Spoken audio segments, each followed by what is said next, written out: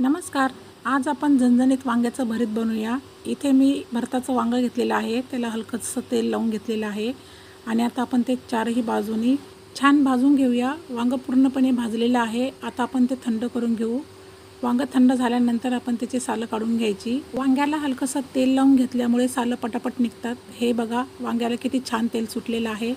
वांग्याला सुरीने अशा पद्धतीने काप देऊन बघायचे आणि तपासून बघायचं.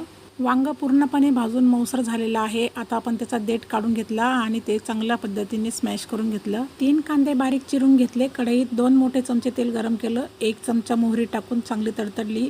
आता आपण त्यामध्ये बारीक चिरलेला कांदा टाकून घेऊयात.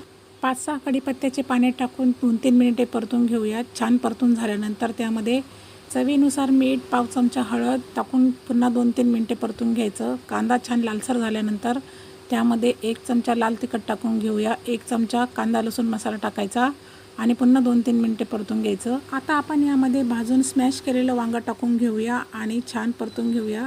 हे वांग्याचं भरीत बनवण्यासाठी जास्त वेळ लागत नाही. 5 ते 6 मिनिटामध्येच भरीत तयार होतं. छान परतून झाल्यानंतर झाकण ठेवायचं आणि 2-3 मिनिटे शिजू द्यायचं. झाकण काढायचं, छान एकजीव करून घ्यायचं. त्यात बारीक चिरलेली कोथिंबीर टाकायची आणि गरमागरम भाकरी किंवा चपातीसोबत वाढायचं.